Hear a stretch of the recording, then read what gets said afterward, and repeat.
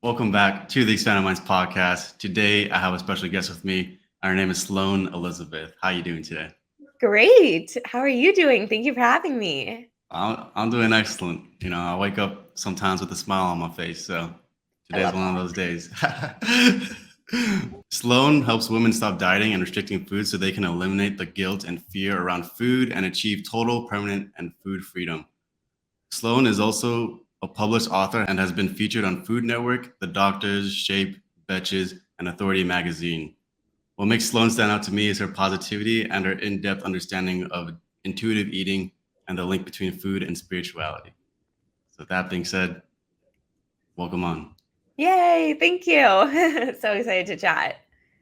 So, I know you've been looking at some of your content. I see that you're very keen on like morning routines and stuff. Like, you have, depending, I don't know if it's like structured all the time or if you just feel it out and do things based on how you're kind of feeling that day.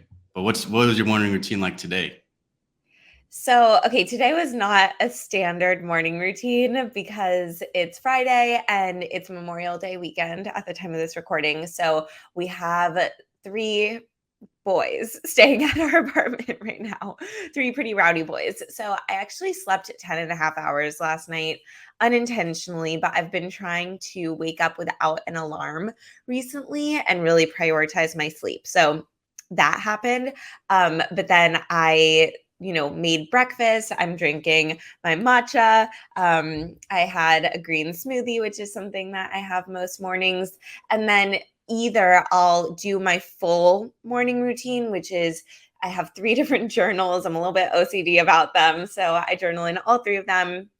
I'll do like a quick meditation. I love visualization. So I'll either guide myself through a visualization or I have my vision board in my office and I'll like do what I call vision board gazing, where I really like look at my vision board and fully absorb all the images and like jump into the board as if I'm there, typically like some music going on. And that's typically it. It's like the meditation, the visualization, and the journaling. And so either I'll do that in the morning before my work starts, or like today, since I have this podcast and I slept in, I'll do that in the afternoon. So I'm more flexible with it now than I was in the past. How intense does your visual does has you have you seen like your visualization get stronger like over time? Like So have, I feel like I've always been pretty good at being able to fully like sink into the vision. Do you know about human design at all? no, I don't know what you mean by Okay, that. so human design is like a subcategory of astrology. So if you plug in your birthday and your birth time, you have, like I'm a Taurus, right? That's my sun sign. There's so much information, and then human design is something like that, where there's five categories instead of 12. And within human design, you can learn if you are a quote specific manifester or an unspecific manifester. So if you're a specific manifester, then you're going to have the most success manifesting your desires and calling in what you desire when you're really focused on like the specifics of what you want. Like, how does it feel specifically? What would it look like specifically? What would it smell like specifically? If you're an unspecific manifester, it's more about like the vibe. Like, what's the general vibe? How's it generally going to feel to receive that? I'm a specific manifester. So that's why I think that for me, like getting into the visualization, imagining what it's going to be like, and then genuinely feeling the joy or feeling the expansion or feeling the abundance is like pretty easy and feels very authentic. So if someone is listening and they want to know if they're a specific or a non-specific manifester, you can just Google it. It's free. All you have to do is put in your birthday and your birth time and your birth location, and it will tell you. I can feel when you say that like you really do immerse yourself. That's interesting. Yeah. And so in today's episode, we're going to be talking about intuitive eating, and that's going to be some interesting stuff. Now, I know you've probably been on other episodes and you've probably given the definition over and over. So if you can give like a quick 1 minute definition of intuitive eating, that would be nice. Perfect. Okay, is it okay if I give you three different definitions? Of course. Okay, so intuitive eating is it's a term that was coined by two dietitians. So intuitive eating is actually like trademarked. There's a book, there's a workbook, and there's basically 10 principles to intuitive eating. And essentially the idea is that you're not dieting, you're not restricting, you're eating what you want, you're eating when you want, you're eating when you're hungry, you're stopping when you're full. It's based in rejecting diet culture, rejecting food rules, listening to your body, and that's kind of it. Now, food freedom is something that I also talk about. When I have to label myself, I call myself a food freedom coach. So, food freedom to me means the freedom to eat without the rules, without the restrictions, without the dieting. So if maybe for you, you go and you eat breakfast and you just eat what you want. And like you don't think about if there's certain number of calories or macros, like you're not worried, you don't limit yourself, right? That's food freedom. Now you can have food freedom and not be eating with love and intuition. So eating with love and intuition is the third definition. That's my method. It combines all the things I've already Mhm. mentioned, but it brings in deeper healing and spirituality. So for me and my clients, eating with love and intuition means eating out of love for our physical health, our mental health, and our spiritual health. And all three are equally as important. And then you're using your intuition, which is a part of your soul, it's a part of your spirit, it's a part of your divine connection. Using your intuition to decide, okay, but what am I going to eat to nourish my physical, mental, and spiritual? How much am I going to eat? Right. So that intuitive piece comes from our divine nature. It also comes from our mental intuition, which I call that like your logical brain, like knowing nutrition information. And then, of course, we have our body cues, which is like physical intuition. So if you have food freedom, and let's say no diets, no rules, no restrictions, and you are choosing to eat a donut every morning for breakfast. Let's say you're eating, let's just go more extreme. Let's say you're eating 5 donuts every morning for breakfast. Krispy No Kreme. restrictions. What do you say? From Krispy Kreme. That's Exactly, from where. Krispy Kreme, right. Maybe you get half a dozen. Okay. So you have zero guilt, zero stress, zero worry. Okay, you have food freedom. Is eating 5 or 6 donuts for breakfast every single morning eating with love and intuition? Probably not, because I believe that the human body likes whole foods. I believe that the human body likes those nourishing and what most people would consider conventionally, quote, healthy foods. So, if you were to genuinely and like fully, deeply connect to your body, would your body be asking for 6 donuts every morning for breakfast? I think we can all agree probably not. Now, if you don't care about eating with love and intuition, you don't care about like really optimizing your health and you just have food freedom, that's totally cool. I'm not here to like convince anybody of anything. But if you are eating with love and intuition, you have food freedom. Right. And the reason why I created the Eat with Love and Intuition method is because I struggled with my own relationship with food and my body. And I was learning about intuitive eating. It was, a thing on social media. People were talking about it. And it just wasn't deep enough. Like for me, I realized that the reason why I had been restricting food had nothing to do with food, and it had everything to do with control and perfectionism. So just giving me 10 principles to follow wasn't actually like the healing that I needed. The healing that I needed was on that soul level to unwind all of those like really concrete ideas I had in my head about control and perfectionism. So for me, I always tell my clients, like, don't go and find food freedom. Don't just do intuitive eating. Heal your relationship with food, and the food freedom will come. Heal your relationship with food, and the result is that you're going to eat with love and intuition. A lot of people do it backwards. They're like, I'm struggling. I'm just going to follow the 10 principles. I'm just going to do the 10 rules. and it's backwards. Does that make sense? Oh yeah, that makes sense. So you have diet culture, like you talked about like rejecting diet culture. Yeah. And so that includes like, for example, like summer's coming up. So you have people posting, you know, like they're trying to post themselves, or when it's summer, they're trying to post themselves looking perfect and with the ideal body type.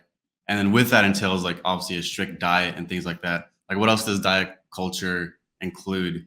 And then how does eating with love intuition contrast from, you know, diet culture? Yeah.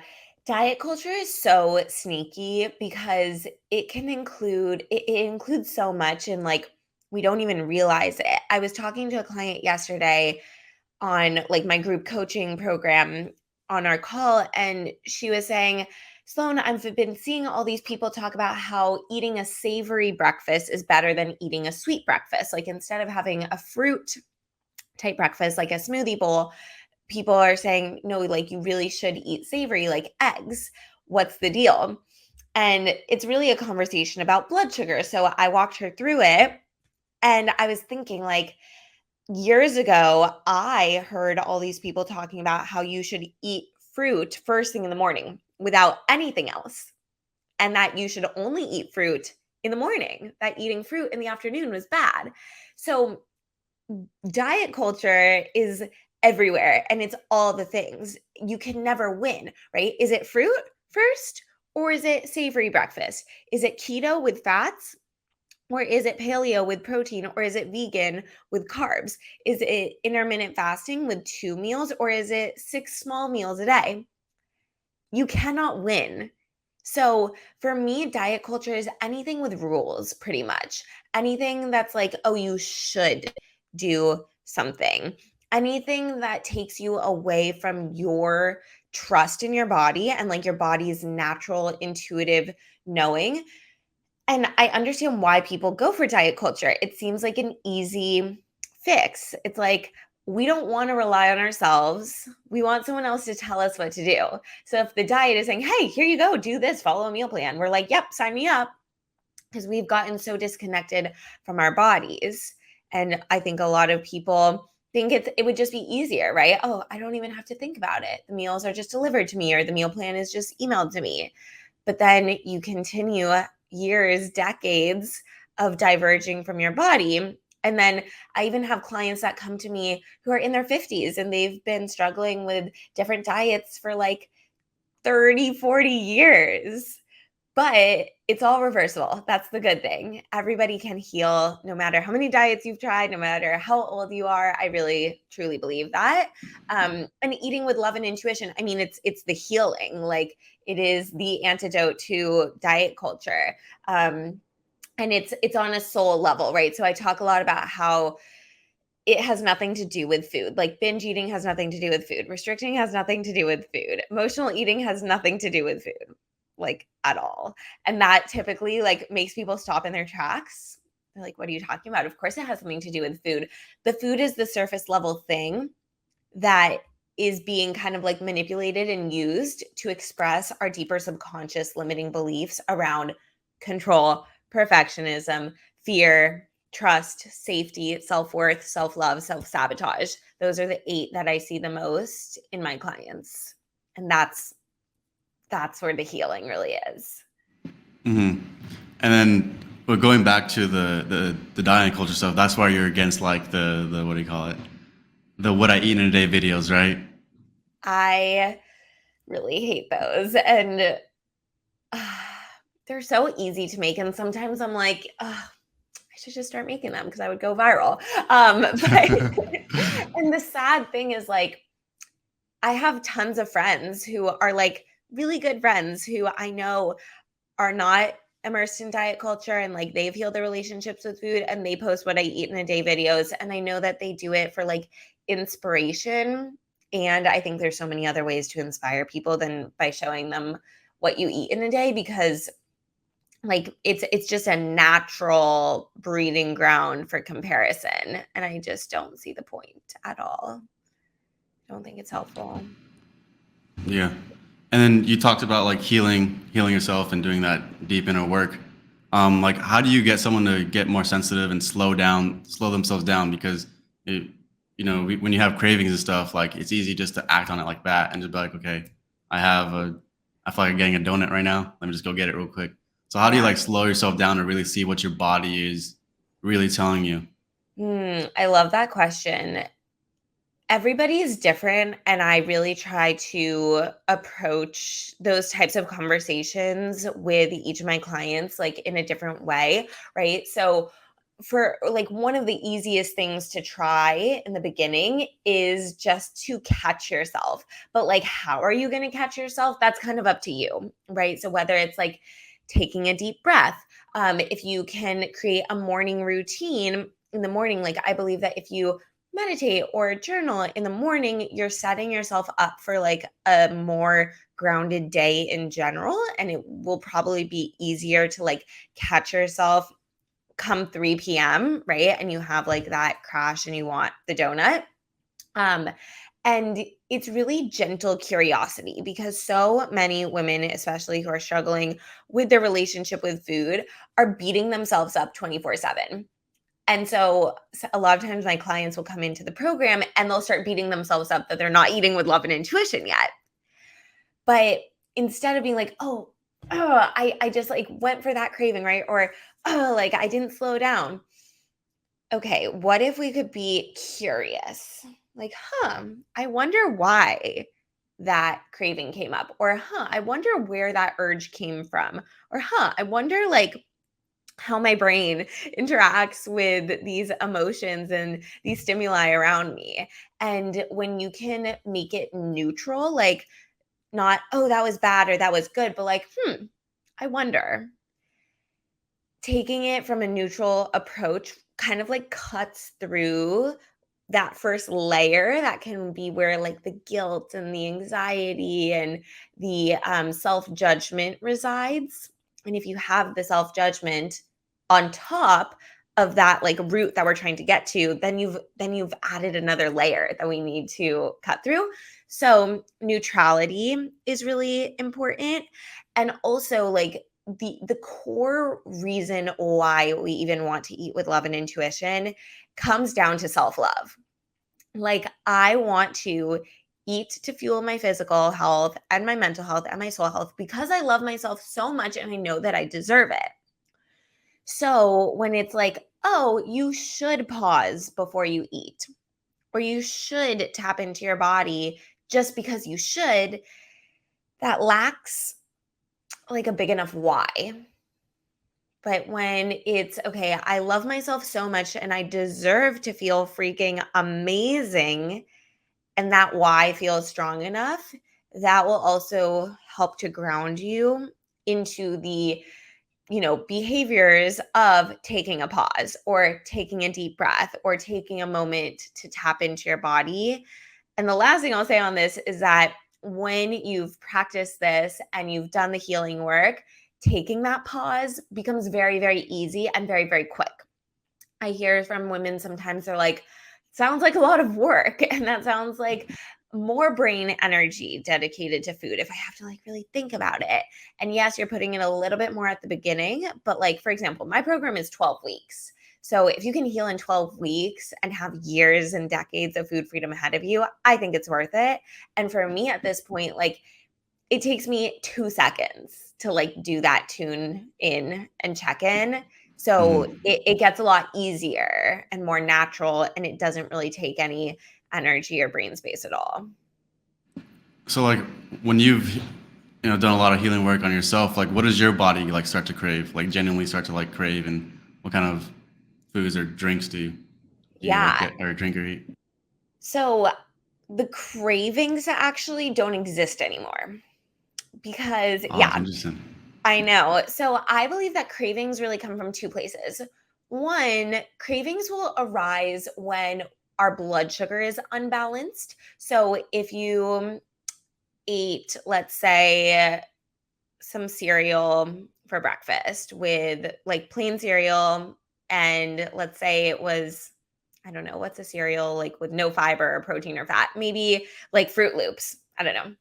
And I'm not saying that this is bad, but we're just going for this example, total neutrality. Let's say you had Fruit Loops, no milk or anything, like just the Fruit Loops. Okay, that's mostly going to be a carb focused breakfast. Great.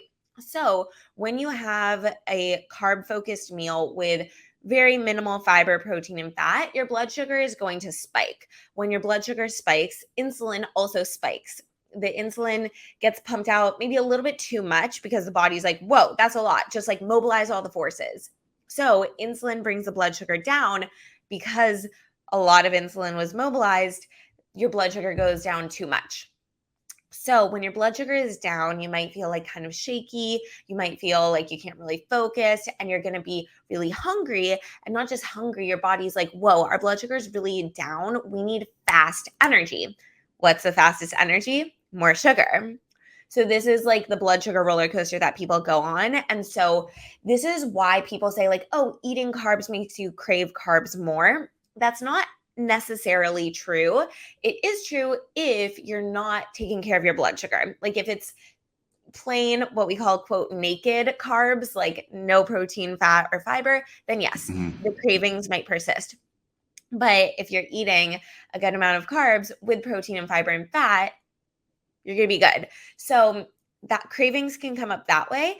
The second area or reason why cravings come up is because of emotions. Like a lot of times cravings are filling an emotional void. So maybe you've associated like warm chocolate chip cookies with comfort from your childhood and you had like a really rough day at work and like nobody else is home and all you want is comfort, but you are not understanding that on a deeper level. So you're like, I just want cookies and like I'm just craving cookies. So for me, I have preferences and I'll be in the mood for something, but I do not have cravings anymore because of those two pieces. So the blood sugar regulation, that's like the nutrition piece that I still find to be very, very important. In intuitive eating, those 10 principles I was telling you about, nutrition is point number 10, which I don't really agree with. I don't think nutrition is last. I don't think that nutrition should come last. For me, nutrition comes in the middle of my program because I'm a very like science, math brain person, and having that knowledge, like knowing how to balance my blood sugar without it being in like this diet culture mentality is huge, and that's really empowering. So when you can get those two pieces down, like the blood sugar regulation and the emotional healing around food and like emotional eating, stress eating, boredom eating, you're going to see that your like intense cravings really subside and go away. I like that. Yeah. Like how you broke that down. And with how does actual hunger look like then? You should track the cravings and everything. What does it look like to actually be hungry? Okay. Yes. I have tried so many times to explain this on TikTok and it's really hard to describe hunger. And, it can be like, of course, the stomach growling, but for me, like, I really believe that, like, you should eat before you get to the point of like stomach growling. At that point, if your stomach is growling, like, you're probably really hungry. So when people rely just on stomach growling, then they eat really fast and they're rushed because you're really hungry. So for me, like it's a sensation in your stomach and it's really hard to describe that sensation, but it feels like some desire, some urge, some like twinge of something. And then when you're full, there can be some distension, sure, but I wouldn't wait until you're like, "Oh, I need to unbutton my pants." Like, that might be too far sometimes. So, it's really like an for me, it's energetic, it's like a fulfillment, it's like I feel grounded, I feel nourished. Of course, it's also like my stomach feels full, but it's not like you're filling up your car with gas and it clicks when you're full and like right? You're not supposed to top it off with gas. Our stomach is not like that. It's like hunger and fullness, it's a scale, it's a gradient, it's, a gray zone. So it's really hard to put into English words. And exploring it for yourself and kind of exploring that hunger scale. Like, oh, this is how I feel when I'm really hungry and now I'm going to eat really quickly. Okay, what did it feel like 20 minutes ago? Maybe that was more the time where it would have been more ideal to eat. Or what if it was an hour before, but I'm like a little bit hungry, but not fully hungry? Like, what would that feel like to eat at that point? And I really encourage people to do this for themselves, because you're going to end up with like an even better relationship with food than people who have never struggled before. Like, when you actually put the time and the effort and the healing energy into healing your relationship with food, you end up like in such an incredible, intuitive, tapped in space. And that's why I always tell my clients when they're like, oh, like, why me? Why did this have to happen to me? Like, I don't wish this upon anyone. And it is a gift. It gets to be a gift. And you get to have an even better relationship with food than you've ever had before. And I believe that I have a better relationship with food than a lot of my friends and family who never struggled, because they never had to like put in the work. But when you put in the work, you're like so tuned in, so nuanced, and you really feel like you're on the same team as your body, which is a very cool feeling. That's awesome. Yeah. So how do you access your subconscious? And is it like different for everybody and how they gain access into their subconscious mind? So, yeah, it can be. I would say there's like, I teach a few different principles or techniques rather that work for all of my clients. So, of course, some people might feel more of a draw to certain techniques than others, but our subconscious mind is the place that runs like 95% of our reality. Subconscious mind is a sponge. It's an open sponge from the time that we're born until about age 7, where everything that we receive, what we hear, what we see, is taken as the truth. So if you see your parents like having the best time at the family barbecue and like food is fun and like there's joy and it's amazing, then that's going to be, information for you about food. If you see your parents fighting about money and bills and you see that or you hear that, that might create an association, that fear that like money equals fighting, or that money is like scary and money is dramatic. So all of that gets stored in our brain, and then those are our core beliefs. From those core beliefs, we then have different thoughts and feelings. And then based on our thoughts and feelings and our beliefs, we take action. So this is why I start with subconscious reprogramming, because it goes like subconscious program, thoughts and beliefs, action. So if the action you're struggling with is binge eating or emotional eating, we need to get to the root. A lot of people just stay there. They're like, well, if you're emotionally eating, let's take a different action. Let's like keep those trigger foods out of the house. But like, you're not actually getting to the root. So there's a lot of different ways to get into the subconscious mind. We can do journaling and like certain journaling prompts that get you thinking in a way that you haven't thought of before. We can do meditations. That's one of my favorite tools, because the meditation kind of like does the work for you, right? It's like less conscious thought and more experiencing. So I love doing like cord cutting meditations where my clients are guided to basically like quote cut a cord, a connection between them and like a memory that's triggering, and just like creating that, like snipping that cord with, imaginary scissors is like a humongous weight that's been released and lifted from them. Like, people cry a lot in that meditation. Inner child healing. So this will also be done either in journaling or meditation, where you imagine that you are either your younger self, or you imagine that you're you and you're looking back at your younger self, experiencing like, how did it feel to be in that experience, that scary experience, or that experience where you felt bullied or you felt left out or you felt abandoned. Like, how did that feel? And then now, as the adult version of you, what do you want to tell him or her? Like, what do you want to give her a hug? What does she need to know? And the cool thing is that the subconscious mind doesn't know the difference between the past, the present, or the future. So doing these meditations where you go back into the past can actually have a really big impact on your present reality and your future, because the subconscious mind, it's like our reptile brain.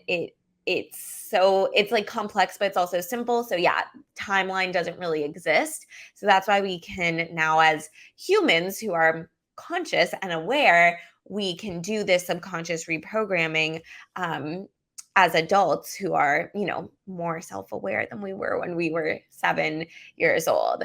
You can also do like EFT tapping, which is emotional freedom technique, and there's YouTube videos on that. You can do hypnosis. There's a lot of different techniques, but for me, I would say it's like journaling and meditations and different practices in within those categories. Yeah, how deep can the healing process go? Um, I know when you access your subconscious, there's a various amount of things that you confront and face. So Yeah. I'm curious about like how deep the healing processes can go, and like what are the transformations you've seen in yourself or some clients or some, or people around you. Yeah. I mean, how deep can it go? There's no limit.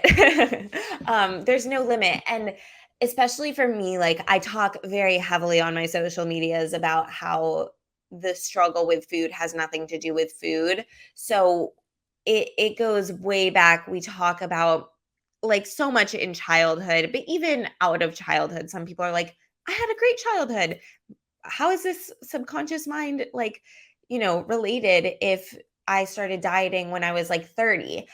But it's not about the dieting. It's about self-worth, self-love, perfectionism, right? All those things. So um it goes to a lot of times like relationship with parents, um with people who have struggled with like a medical condition.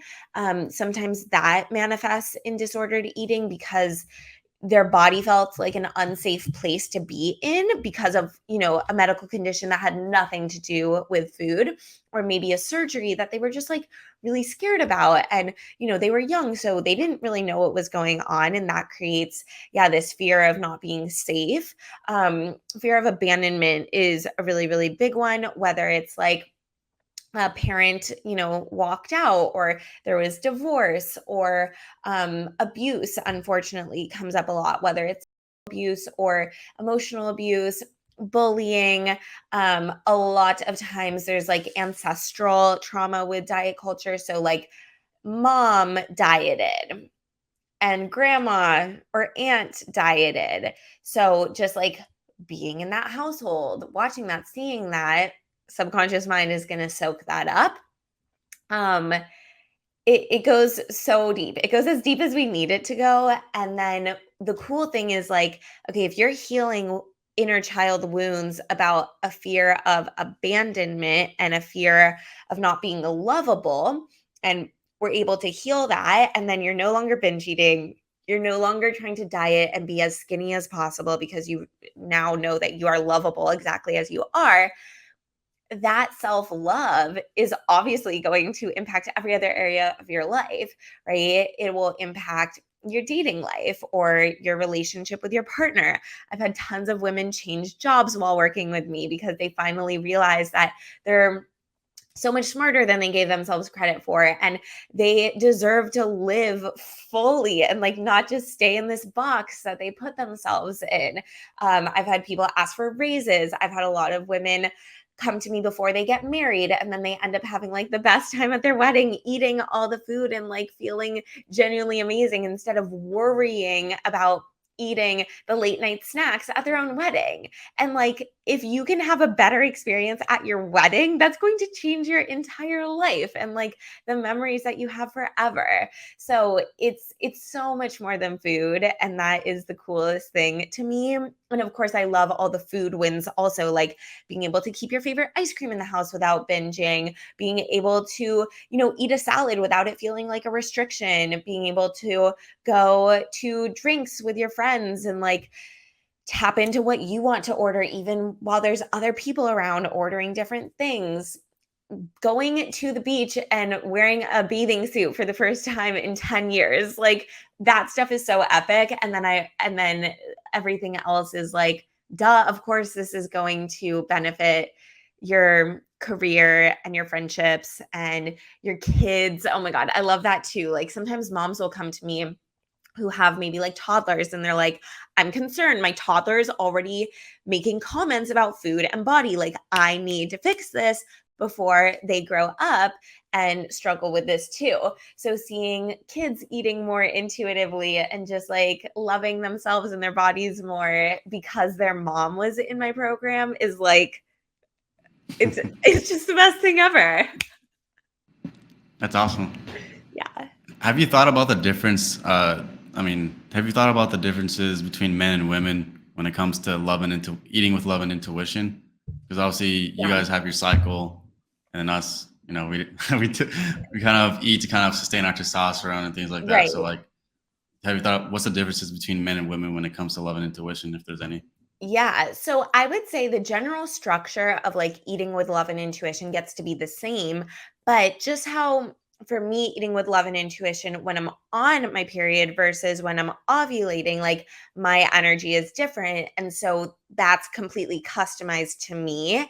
And so it gets to be completely customized to men too. I have worked with a few male clients. It's just that my branding is like pink. And I tend to attract mostly women, but I have worked with men and, the nutrition can be different. Like when it comes to nutritional science, like our needs are slightly different. Um, Also, whether you're a male or a female, if you're an athlete and like there are certain macro goals that you need to hit, we can still do that within the framework of eating with love and intuition.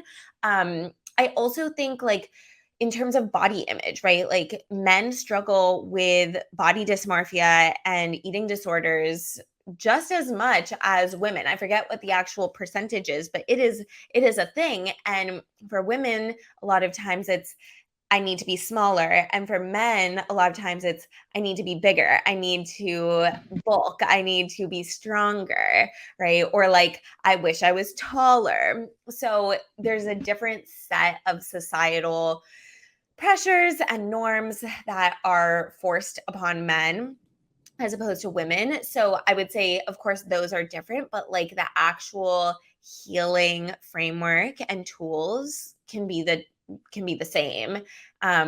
Just like how I approach each client as an individual, your gender doesn't really matter as long as we're just treating everybody like their own individual. Hmm. And then, what do you think is the hardest disorder to overcome?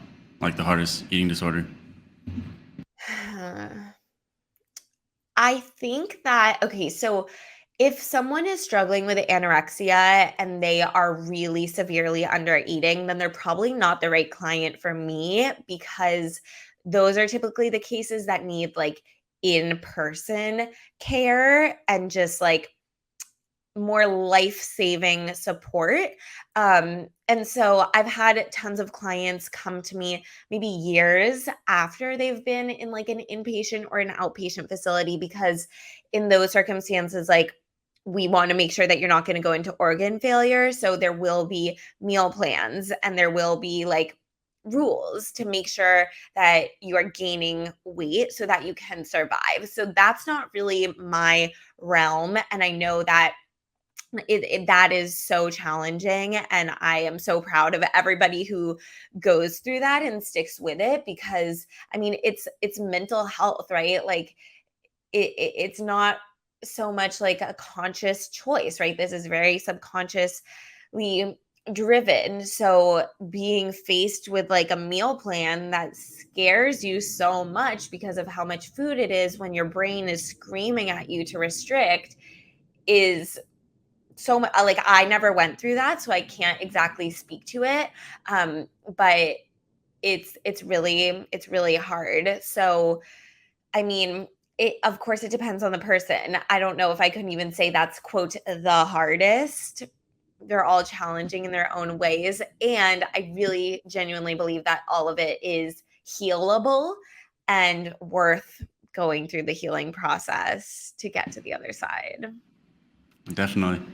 And you've done retreats in the past, right? Like, and you have one upcoming? Yeah, so I have led 2 retreats in Miami, and we're planning another one in July in Asheville, North Carolina. So it's like mountains, summer, health and wellness vibes. And then we have another one in Miami in October, which is just so cool to be able to like see people in person. Like I love Zoom because, you're in LA, I'm in Miami, we get to chat across the country, but there's just something amazing about being in person, and it's the most fun to like spend an entire weekend with people all together. It's really feels like a portal. Like we're all landing there together. It's like a little bubble of magic. And it's so fun. What's like your favorite thing about it? I really think like the magic that's created when you're all together for like 3 days, like you're sleeping in the same house, you're like eating all of your meals together. It's very like you're so integrated in the work, and so transformation happens so quickly. It's just like excelled. It's like a quantum leap, and even I feel transformed after the retreat, even though I'm the one leading it, because of that like vortex. We're just like, here we are, we've landed all together, we're in it all together for the next few days. Like it's just so quick. And so witnessing my clients and those women that come, witnessing them transform so quickly, it's the coolest thing ever. And do you guys like what do you guys do? Meditate, yoga? Like what do you guys do together? What do you Yeah. guys do together? So it's yoga, it's meditation. We do a lot of workshops. So there are some retreats out there that are yoga retreats where it's like 2 yoga classes a day and then you're just chilling on the beach. Our retreats are very much like healing retreats. So we do, yeah, the morning yoga and meditation. I cook most of the meals, which is really fun for me to like infuse all the love into the Yeah. food. And then we do like 4 workshops a day. Um, and some of those workshops are like kind of lecture style where like we're speaking, we're journaling, we're meditating in the moment. Some of them are like in the past, we did a body confidence workshop where it was a bikini photo shoot. So everyone like got to take pictures and like be witnessed in their bodies and, move through any fear of like being in front of the camera. We've done like inner child healing in the ocean when we're in Miami. So like going and playing in the ocean, but it's like, okay, imagine that you're 5 years old and you're like splashing. Like, would you be singing? Would you be playing? So we've done like shell release ceremonies in Asheville. We're going to be hiking. So it's a combination of like deep healing workshops and seminars, plus activities, plus amazing food. Plus relaxation time, that too. So it's a combo of all the things. And do you teach these girls how to tap into their intuition in person too? Like, Yeah. and what does that look like? So we do different themes for every retreat. So it kind of depends, like the workshops will depend on the retreats, and everybody fills out like an intake form letting us know what they most want to learn about.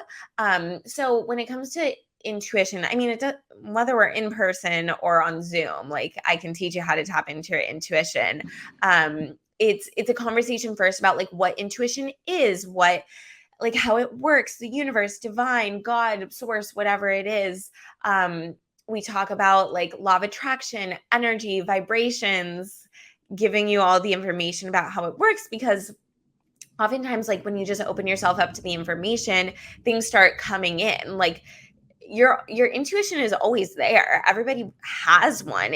It's just dormant for a lot of people and it's ignored. So when you stop ignoring it and you're like, I wonder, right? Like that gentle curiosity, your intuition can kind of open up and you start receiving information and you start receiving downloads.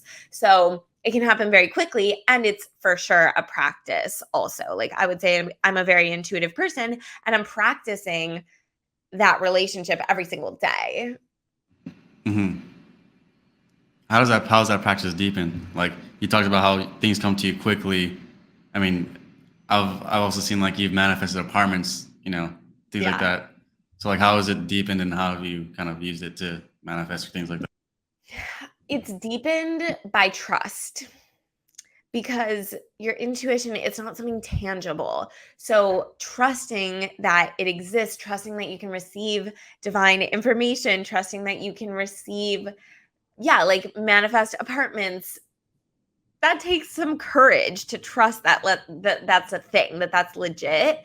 So every time I just like set the intention to receive, to surrender, to trust my intuition, and then I receive something so clearly that's so perfect, I'm like, oh, right, yes, like this is a thing. There's no need to ever doubt.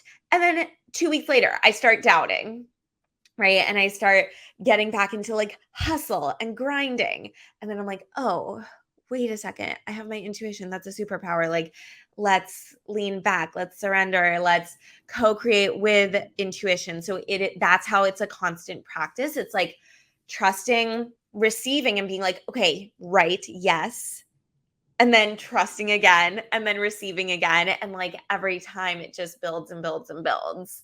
Um, so I use my intuition a lot in business because I'm my own boss. Who's going to tell me what to do? I don't know what the right answer is, but my intuition does. So that is where I use it the most, I would say. I use it a lot in my coaching. Like I just know what people are going through without them saying anything. And I just know. And that is something I think I was born with. So I use it very heavily just like in my actual coaching sessions. Um, and I just use it in life. Like, where do I want to go out to lunch today? Which workout class do I want to do? Like, do I want to walk or do I want to drive? Which flight do I want to take? It's just like, it's a part of my decision making process in everything that I do now. That's awesome. Yeah. And my final question, I'm gonna try to paint a scenario here, and then what kind of advice would you give this kind of person? Okay. So she's a young lady from Los Angeles. Um, she is working 9 to 5. She works at let's just say a restaurant, fast food restaurant, McDonald's. Let's say McDonald's. So she's around junk food a lot of the time. She struggles with her body image, maybe her ribs, let's see, are coming out a little bit, or maybe there's some kind of body dysmorphia there. And she's always scared and insecure of what people will think about her, especially when she has her shirt off, or like her shirt off, and goes to the beach and stuff like that. Mm-hmm. Always anxious about, always stress eats and is anxious about food in general, just because she can't afford it. So what kind of advice would you give someone like that? Multifaceted, right? And the point about access is really, really big. And being able to get access to the food that you want, afford the food that you want, that we could talk about for hours by itself. So in terms of the body dysmorphia, being scared people will judge her when she's at the beach, that goes to the subconscious root of like self-worth.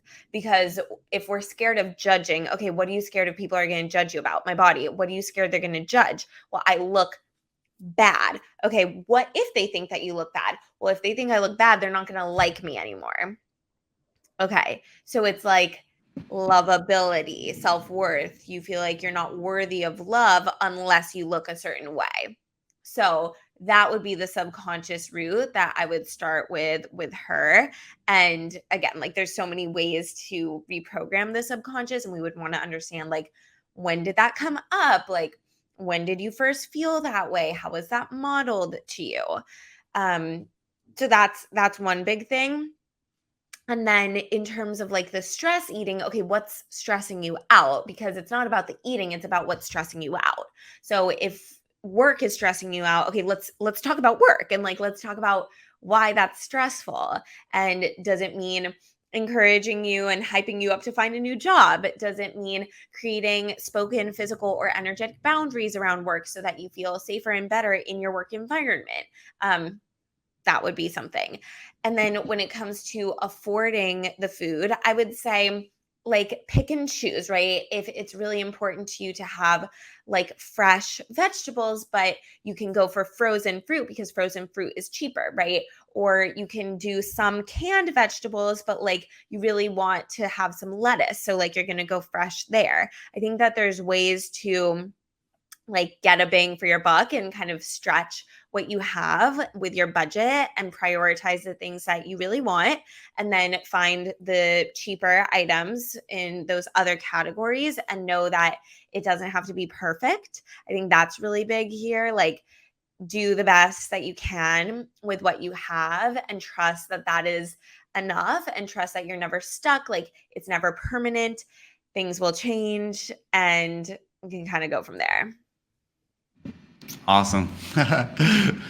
And last question, where can people find you? Yes. Okay. So on Instagram, I'm Sloane Elizabeth. On TikTok, I'm Sloane.Elizabeth. And then my podcast is The Sloane Elizabeth Show. So if you search my name, you will likely find me. All right. Well, thank you for coming on. Thank I you so appreciate you much. coming on. Thank you. This was so fun.